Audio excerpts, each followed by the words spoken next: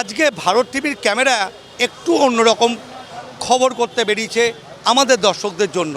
আপনারা জানেন যে বাংলাদেশ থেকে পদ্মার ইলিশ কিন্তু ঢুকে পড়েছে, আর সেই খোঁজ খবর করতে দেখুন আমরা চলে এসেছি হাওড়া ফিশ মার্কেট। এই চত্বর অর্থাৎ মানে বাংলার সবথেকে বড় মাছের যে বাজার, সে হাওড়া ফিশ মার্কেটে ভারত টিভির ক্যামেরা আজকে ইলিশ মাছের খোঁজ খবর করতে এসছে। কত টন ইলিশ ঢুকলো, কারণ আপনারা জানেন যে ইলিশ হচ্ছে রূপলি শস্য এবং বাঙালি মানে আমরা হচ্ছি রসনা তৃপ্তি।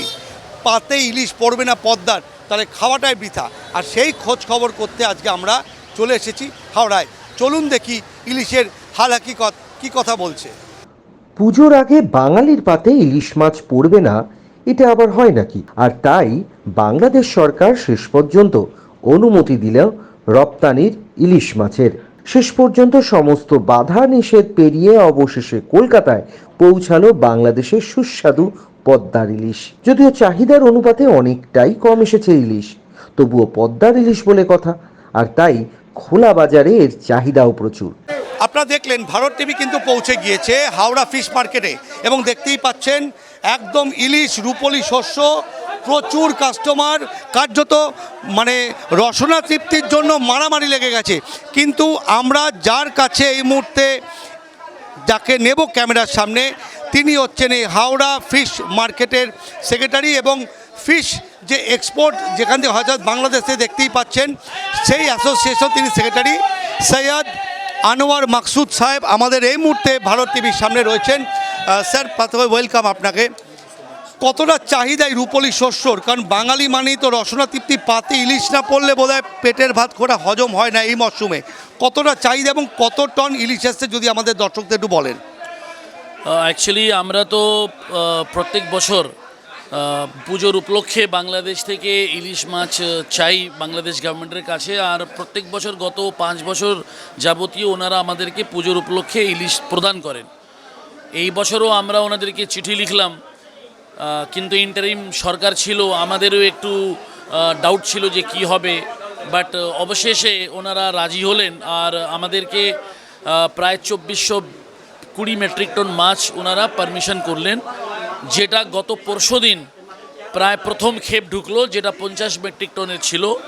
এই মাছটা গতকালকে থেকে বিক্রি হচ্ছে। গতকাল শুক্রবারে বর্ডার বন্ধ ছিল বলে মাছ ঢুকেনি, আজকে শনিবার, আজকে মাছ ঢুকবে। আজকে প্রায় আপনি ধরে নিন 25 থেকে 30 মেট্রিক টন মাছ ঢুকবে।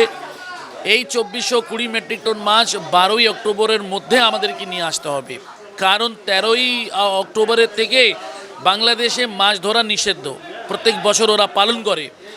সেই হিসাবে আমাদেরকে 12 তারিখের মধ্যে শেষ করতে হবে।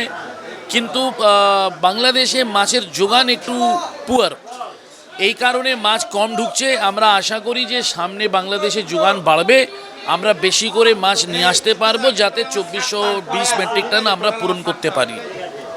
আনোয়ার ভাই, যেটা জানতে চাইবো যে মোট কীরকম চাহিদা দেখছেন, কারণ সবার কাছে অত পৌঁছায় না আপনাদের যা চাহিদা বা যোগান আমরা দেখতে পাচ্ছি ফিশ মার্কেটে এসে সবার পাত, কিন্তু মানুষজন যারা আসছেন, যারা পাইকারি বিক্রেতা বা বিভিন্ন জায়গাতে এখান থেকে আপনার মাছ যায়, আপনি যেহেতু সেক্রেটারি আপনি আরও ভালো, কীরকম চাহিদা?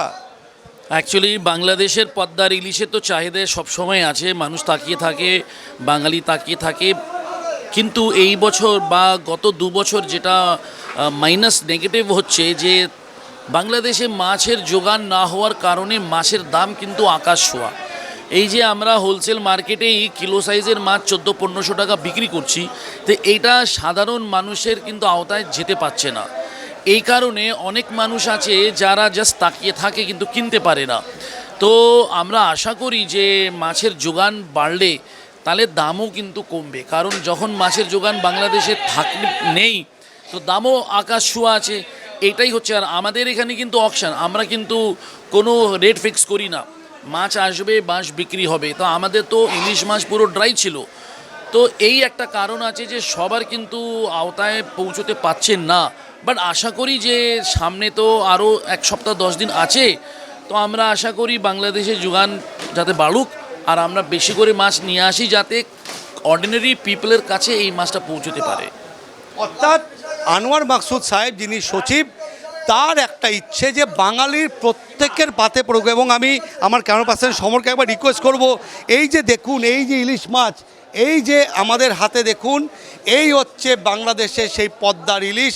এবং দেখতেই পাচ্ছেন প্রচুর মানুষজন কিন্তু এখনও 8-10 দিন, 12 দিন, 14 দিন যেটুকু পড়ে আছে অক্টোবর মাসের, তাতে কিন্তু যোগান বাড়বে এবং এই ইলিশ সবার পাতে পড়বে, তেমনটাই কিন্তু আনোয়ার সাহেব জানালেন। ক্যামেরায় সমরের সঙ্গে যশবন্ত, ভারত টিভি, কলকাতা।